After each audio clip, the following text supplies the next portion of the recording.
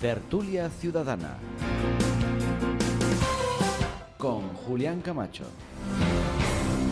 Pues aquí seguimos, señoras y señores, ya nos queda muy poquito tiempo, pero nos queda tratar el tema internacional y cada tertuliano va a tener 2 minutos en lugar de 3 para poder sintetizar lo que ellos han elegido. Después tenemos una sorpresa porque queremos brindar con todos ustedes.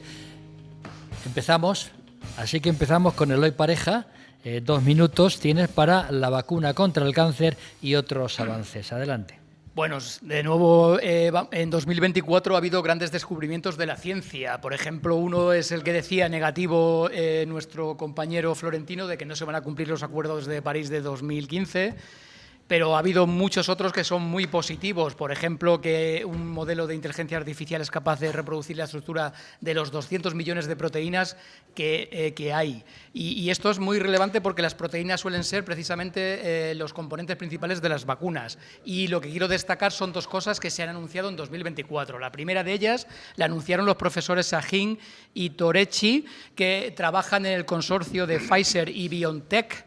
Este consorcio fue muy conocido y reconocido por la COVID-19 y por el desarrollo de las vacunas para la COVID-19. Bueno, pues estos profesores en la BBC dijeron que ese trabajo ímprobo y rapidísimo para descubrir la vacuna contra la COVID-19 fue precisamente basado en el trabajo que llevan haciendo decenas de años para desarrollar una vacuna contra el cáncer y que eso repercutirá de alguna manera en precisamente que esta vacuna contra el cáncer ya tenga visos de ser prácticamente una realidad y antes de que acabe este decenio seguramente exista esa vacuna. Ese es el primer aspecto que quiero destacar de los descubrimientos científicos de 2024 y el segundo, no menos importante, es que desde hace unas semanas, en un hospital de Boston se está experimentando con humanos del espectro entre 60 y 85 años para utilizar una vacuna nasal llamada Protelin que prevenga el desarrollo de una de las enfermedades neurológicas más importantes de nuestro siglo, que es el Alzheimer. 10 segundos. Entonces, bueno, pues quiero destacar estas 2 cosas. Creo que son 2 noticias muy interesantes de la ciencia y de su desarrollo. Señor Florentino López habla sobre el genocidio. Adelante. En contra de Eloy, yo soy un poco más pesimista, ¿no? Son las 2 menos cuarto aquí y las 3 menos cuarto en Gaza, 1 hora más, como dice mi admirado Gran Wyoming. Amnistía Internacional ha concluido en el último de sus informes que lo que Israel está haciendo en Gaza es un genocidio. 45.000 muertos, 15.100 niños y niñas, 97.000 heridos y no se pueden contabilizar los que están debajo de los escombros. Y ante esta realidad tan cruda que nos sigue dejando el año 2024, hay una pregunta que hacer.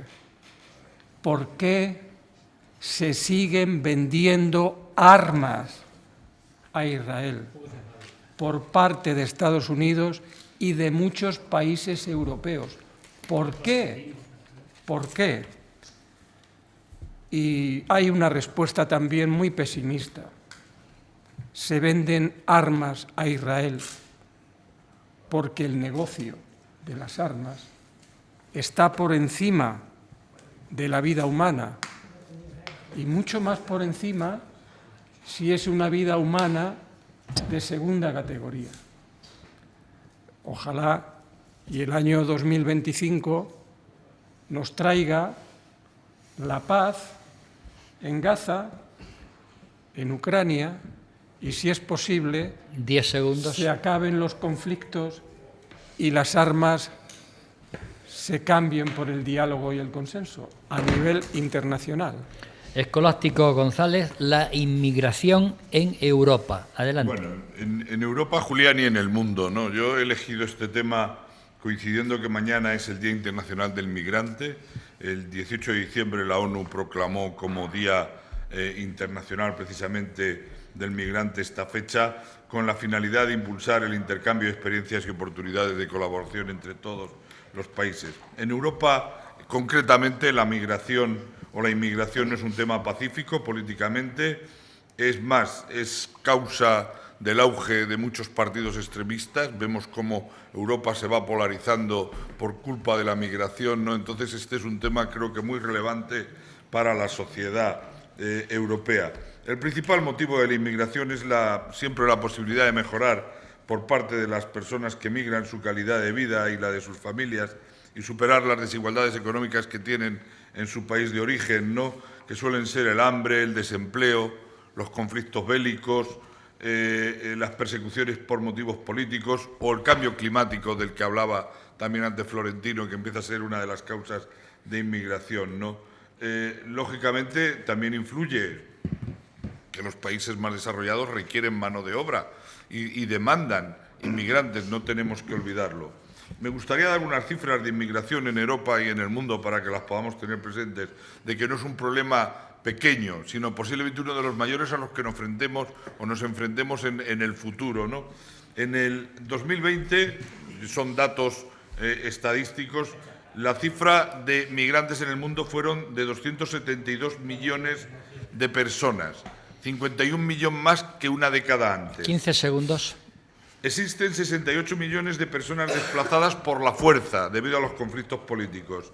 En el 2023 murieron 4.000 personas en el Mediterráneo, 3.977, consecuencia de la migración. Y se estima que hay 36,1 millones de niños migrantes. Creo que este es un tema lo suficientemente importante. Para darle más tiempo, evidentemente. Sí, para darle más tiempo en otro momento. Sugiero Manuel, una tertulia en su día de Lo haremos. Manuel Alarcos, la situación en Siria. Adelante. Bueno, pues esto de Siria, todo empezó con la primavera árabe del 2011, para la reforma democrática de dichos países. Todo esto se vino al traste porque Bashar al-Assad, que tenía que haberse ido a la porra, se acabaron estas aspiraciones por el apoyo de Rusia, Irán y Turquía, que le mantuvieron en el poder. Su legado político fue un reguero de sangre, tortura y muerte, hasta entonces no conocido. Más de medio millón de torturados, asesinados, descuartizados y triturados. Casi 6 millones de desplazados e exiliados. El pueblo sirio vivía en un régimen de terror constante. ¿Quién es el nuevo líder de Siria? Abu Mohamed Solani. Tiene 42 años. Es de padres sirios, aunque nació en Riad, porque su padre trabajaba como ingeniero petroquímico en Arabia Saudí. Perteneció a Al-Qaeda, pero ahora se presenta como un islamista moderado. El país está en la ruina absoluta, más del 90% de pobreza. Bashar al-Assad se llevó a Rusia 135.000 millones de dólares, dejando el país en la más absoluta miseria. El nuevo líder promete libre mercado y respeto a las otras religiones y minorías. Le fue fácil con 15.000 guerrilleros vencer a un ejército 15 segundos. de más de 200.000, pero ahora tiene que enfrentarse a Israel, que es un ejército mucho mejor preparado. ¿Qué ocurrirá? ¿Cuánto avanzará Israel desde los altos de Golán hasta Siria? ¿Podrá parar estos 15.000 guerrilleros mal armados Hasta aquí. a un ejército? Don Manuel, hasta aquí. Lo siento. Esther Mora, a continuación, la inteligencia artificial. Muchas gracias, Julián. Muy breve. La inteligencia artificial es un tema muy de moda este 2024, aunque ya lleva sus años instalados en nuestras vidas sin darnos cuenta, muchas veces. Y yo lo quería poner sobre la mesa porque este 2024 una buena noticia es que Europa, el Parlamento Europeo, ha elaborado la primera ley que va a regular el uso de inteligencia artificial. Hemos sido pioneros en el mundo. ¿Por qué? Porque es un tema que apasiona y que, como bien ha dicho Eloy, cuando el ser humano crea la inteligencia artificial, fíjate de lo que es capaz de crear algo maravilloso. En la ciencia, ayuda en medicina, lo tenemos incluso en nuestras casas, en aparatos y en electrodomésticos, y no somos conscientes.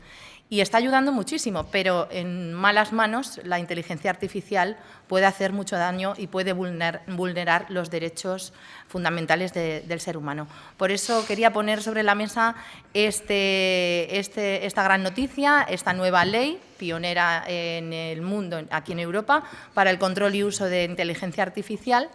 Y también en otra tertulia, pues también saber un poco qué opinamos sobre esto de ChatGPT, que está en auge, sobre todo en los jóvenes.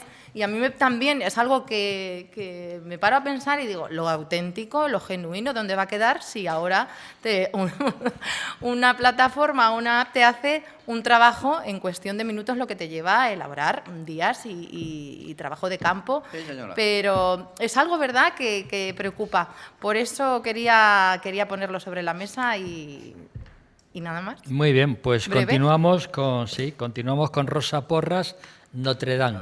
Adelante. Tengo que hablar a toda velocidad. Bueno, a mí me parece un tema muy interesante porque el hecho es que se perdió una ocasión de oro porque allí estaba centralizado todo el poder del orbe. Estaban la diplomacia, la información, 4 casas reales, fue Trump, Zelensky, etcétera, etcétera. Y yo creo que era de obligado cumplimiento que estuviésemos allí. Notre Dame, el estar allí no era un acto de fe, era más bien un acto político. ¿Y qué ocurrió? Yo creo, la historia no la tengo clara, que no estuvo España, que estuvo aislada por una cuestión de mala organización.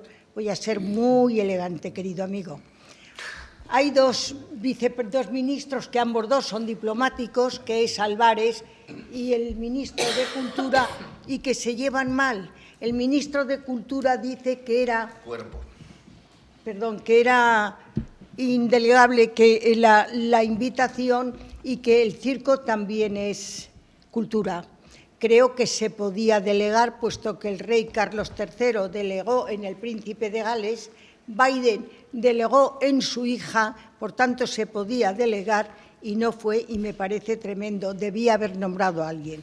Álvarez dice que él no se enteró. Yo creo que si el ministro de Exteriores no se entera que los reyes tienen una invitación que viene a través del embajador de España en Londres, que aquí no había asuntos exteriores, hombre, si no se ha enterado tiene que dimitir, y si se ha enterado tiene que dimitir también. Pues más allá de eso volvemos a lo mismo. ¿Qué le vamos a hacer? ¿Qué demuestra esto? Que hay una mala organización, que hay una mala gestión y que Álvarez inventó miles de cosas para que los reyes no estuvieran allí. Y sabemos que el protocolo dice que los reyes no pueden viajar sin el refrendo del Ejecutivo. Habla sobre el lenguaje inclusivo en España y países de lengua hispana. Adelante. Vaya por delante que el uso del lenguaje inclusivo no solo contribuye a que la sociedad y las organizaciones sean más abiertas, sino que a nivel individual reporta beneficios como evitar la discriminación, ampliar la conciencia de género y trabajar el uso del lenguaje para hacerlo más rico. No te quedas con lo primero que viene a la mente, sino que buscas las alternativas para mejorarlo, como ha afirmado Marta Salas, investigadora en el laboratorio de BBVA Nest Technologies. Dicho esto, en honor a la verdad y sin atender a la filosofía woke, en español el plural masculino incluye a ambos géneros gramaticales y, por tanto, no es correcto decir españoles y españolas, niños y niñas, hermanos y hermanas. Hacer una distinción entre ambos géneros es correcto solo cuando el masculino y el femenino son dos palabras completamente diferentes, como hombre o mujer, toro y vaca, dama y caballero. Ya si entramos en lo de niñes o en lo de meterlo de la E por medio, ya, bueno, ya ahí ya nos perdemos. Tampoco es correcto el uso de presidente y presidenta, por citar un ejemplo, ya que en español existen los principios activos como derivados verbales, como por ejemplo el participio activo de atacar es atacante, el de cantar es cantante, Pero ¿cuál es el participio activo del verbo ser? Es ente, es decir, tiene entidad. Por esta razón, cuando nombramos a la persona que tiene capacidad de ejercer la acción que expresa el verbo, se le agrega la terminación ente. Por lo tanto, a la persona que preside se le llama presidente, independientemente de su género. Por lo tanto, se dice cantante, no cantanta. Se dice estudiante, no estudianta. Adolescente y no adolescenta. Un médico dice paciente, no pacienta. Y comerciante y no comerciante. Manuel Tabas, las guerras en el mundo. Julián Guita, ese que fue coordinador de Izquierda Unida y del PC, ese gran político, para mí, maestro historiador, dejó una frase para la historia, es decir, y dijo, desgraciadamente, tras la muerte de su hijo, que era periodista por un misil iraquí, dijo, malditas sean las guerras y los canallas que las hacen. Esta frase, cada vez que hay una guerra, sale por redes sociales y se vuelve a recuperar. Mucho más, incluso que el 21 de septiembre, cuando está considerado por Naciones Unidas como el Día Internacional de la Paz desde el año 81, como después pasó en los años 2000 a ser el Día del Alto al Fuego y de la no de violencia. Un alto al fuego y una no violencia que no se cumple, por desgracia, en el mundo. Todos conocemos las grandes guerras que hay porque son portadas de periódicos, de televisiones o de los boletines de radio, como es la guerra de Rusia con Ucrania, como es la guerra de Israel en la franja de Gaza con Hamas y con Hezbolá en la parte del Líbano, y como es la guerra de Siria, que después de 13 años, y efectivamente, como bien ha dicho Pabillito, más de 6 millones de desplazados y medio millón de muertos, por fin parece que ha terminado. Y digo parece porque ahora veremos a ver los grupos que hay, que, por cierto, están considerados organizaciones terroristas tanto por Estados Unidos como la Unión Europea. Veremos a ver cuando el enemigo de mi enemigo es mi amigo y ha desaparecido, a ver si no vuelven a ser enemigos. Pero hay más guerras, esas guerras olvidadas, esas guerras que no aparecen en ningún sitio. De los 193 países que integran Naciones Unidas, 56 están en guerra. Esas guerras salen muy poco, salvo cuando se produce una masacre. ¿Quiénes sufren esas guerras? Pues normalmente 15 segundos. Los desplazados, las mujeres, los niños con desnutrición, con enfermedades como el cólera, como el sarampión y demás, destrucción de ciudades y demás. Acabemos con las guerras y los canallas que las hacen. David García, el avance extremista en política. Adelante. Bueno, creo que es normal, o sea, que es obvio. Estamos viendo en Europa y en todo el mundo en el que está la democracia que el auge de los extremos, sobre todo de la extrema derecha ahora, está en auge. No voy a entrar en debates, ¿por qué? Porque tenemos Alemania, Francia, en España tenemos partidos como Vox y se acabó la fiesta, que surgieron con 2 millones de votantes el de Alvise, Milei, Bolsonaro en su día, Trump.